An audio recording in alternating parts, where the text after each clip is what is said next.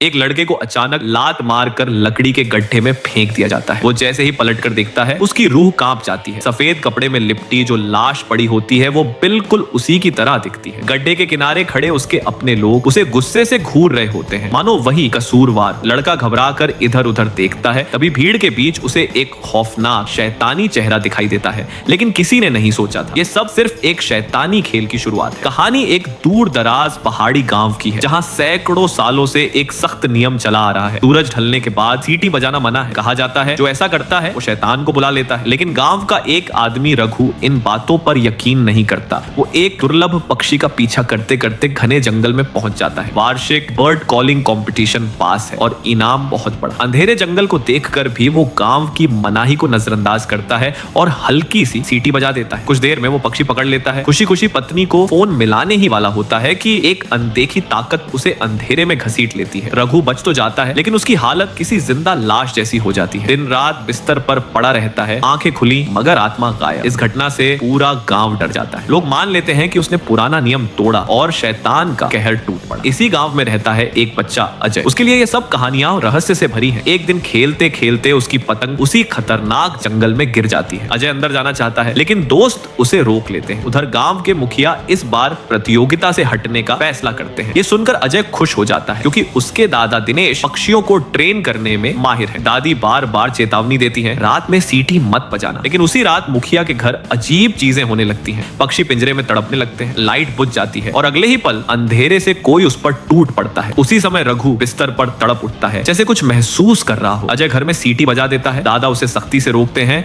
और एक bird whistle देते हैं। शर्त बस एक, रात में कभी नहीं बजाएगा। अगली सुबह गांव में मातम छा जाता है। मुखिया की रहस्यमयी मौत। इसके बाद अजय को लगातार डरावने सपने आने लगते हैं। अपना ही अंतिम संस्कार, खुद को गड्ढे में दफन होते देखना और ऊपर से वही शैतानी चेहरा। एक दिन तो सपना इतना डरावना होता है कि उसे गड्ढे में धक्का दे दिया जाता है। वो देखता है सफेद कपड़े में लिपटी लाश उसकी अपनी होती है। लोग उसे गालियां दे रहे होते हैं, यहाँ तक कि दादा दादी भी। अजय डर के मारे ऊपर देखता है और तभी उसे वही खूंखार चेहरा फिर दिखाई देता है। उस भयानक चेहरे को अपनी तरफ घूरते देख अजय एकदम से डर के मारे नींद से जाग जाता है। दिल जोर जोर से धड़क रहा होता है। डर इतना बढ़ चुका होता है कि वो अपने बार बार आने वाले बुरे सपनों की बात सीधे दादी को बता देता है। दादी गहरी सांस लेकर कहती है आधी मजाक आधी सख्ती में ये सब रात में सीटी बजाने का नतीजा है। अब से बड़ों की बात माननी पड़ेगी। अजय सिर हिला तो देता है लेकिन सुबह उठते ही उसके कानों में लगातार अजीब सी गूंज बनी रहती है। उसे खुद भी नहीं पता कि दादी की बातों में से कितना समझ पाया। कुछ ही दिनों बाद गांव में बर्ड कॉलिंग कंपटीशन शुरू हो जाती है। दादा दिनेश इस मौके पर गांव के ओझा से मुखिया की मौत के बारे में पूछते हैं। ओझा थोड़ा हिचकते हुए मान लेता है उसने चोरी छिपे लाश देखी थी और उसे पूरा शक है कि मौत के पीछे शैतानी ताकत है। ये सुनते ही दिनेश का दिल बैठ जाता है। क्या सच में रघु ने नियम तोड़कर सबके लिए मुसीबत खड़ी कर दी? उधर घर में दादी खाना बना रही होती है, तभी आंगन से सीटी की आवाज आती है। आवाज जैसे कुएं के अंदर से आ रही हो। वो झांक कर देखती हैं, कुछ नहीं।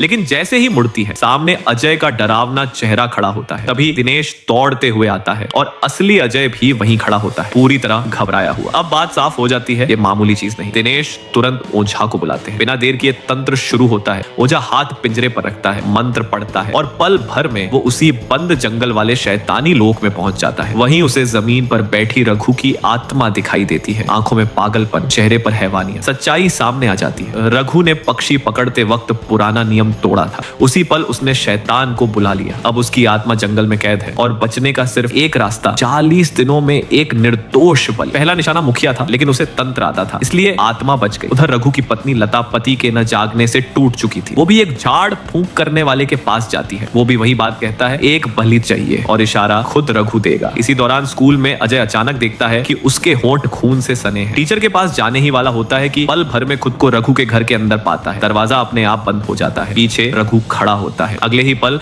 अजय क्लास में चिल्लाते हुए उठ बैठता है। अब पढ़ाई का सवाल ही नहीं, वो सीधा घर भागता है। रास्ते में एक गाड़ी रुकती है। ड्राइवर दादा के बारे में पूछता है। अजय बैठ जाता है लेकिन थोड़ी ही देर में उसे कुछ गड़बड़ लगती है। ड्राइवर का चेहरा सफेद और बाकी सवारियों की भयानक मुस्कान। डर के मारे वो कूद जाता है। भागते वक्त दादा की दी हुई सीटी वहीं गिर जाती है। सीटी लता को मिलते ही सब साफ हो जाता है। बलि तय थी। वो अजय को दवा पिलाती है और अजय फिर शैतान के घर में फंस जाता है। दिनेश ओझा के साथ जंगल पहुंचते हैं। तंत्र शुरू होता है। अजय असली दादा को पहचान लेता है। भागते ही खून से सना शैतान सामने आ जाता है। दिनेश उसे रोकते हैं। अजय बच निकलता है। 3 दिन बाद दिनेश नहीं लौटते। रघु ठीक हो जाता है, मतलब बलि पूरी हो चुकी थी और पिंजरे में पत्नी का कटा फिर शैतान का खेल अभी बाकी है।